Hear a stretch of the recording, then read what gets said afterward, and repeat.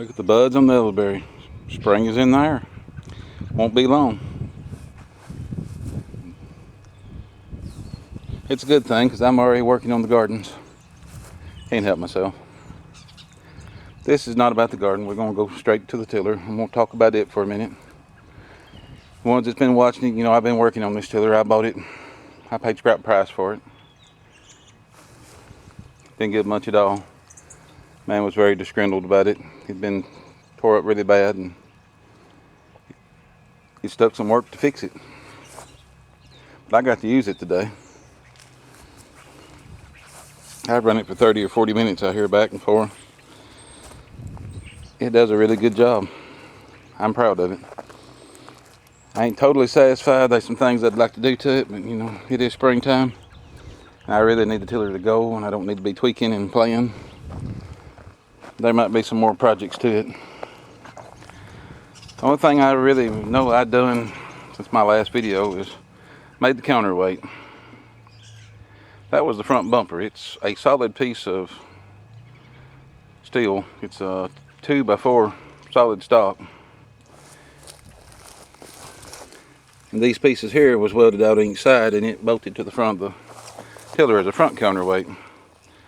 I cut all the metal off of it, built a single hitch, and I hung it in the back for a rear counterweight.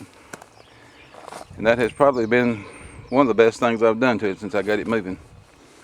It don't try to rear up anymore like it did when I first got it. It tills good. Haven't found much anything else to complain about other than I'm fairly sure the tiller is not straight with the frame, but that's another day. I talked about putting a battery on it and the key, or a key start to it. Sorry, I got the key start. But I talked about putting the battery in the cables and using the key start, I guess you could say. I've measured it out and started to order them. This thing starts really good. You put the choke on, you pull the cord one time, and it starts.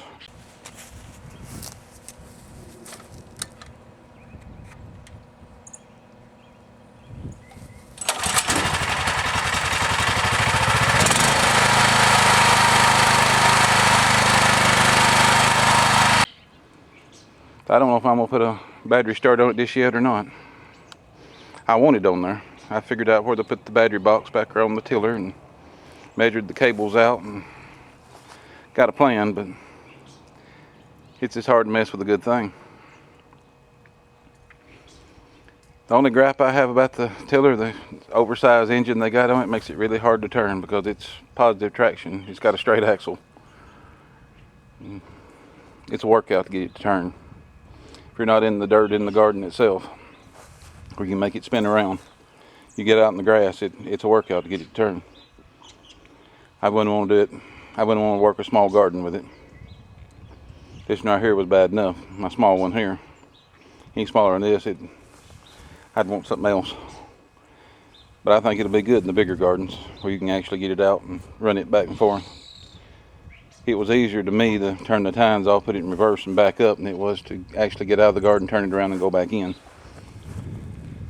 Which that's another thing about it. It's the gearing on it. You know, I put the same style transmission back, you can't till in reverse. It's too fast. It's actually got a piece of metal welded into the shifters.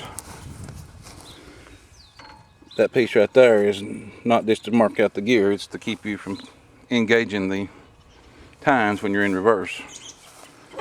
You push it all the way back to reverse, it blocks the hole where it won't lock. Of course, they're bent up. Whoever was on this thing was really rough with it. They've bent them everywhere. I've got them bent back enough I can use them, but it was never intended to till in reverse. I looked it up and it ain't made to do it. I think it's a little fast, but like I said, it's springtime and I've got a lot of tilling to do. That might be a future project of taking the straight axle out and slowing the thing down a little bit where we can do more in reverse and do more forward. It steps off pretty quick.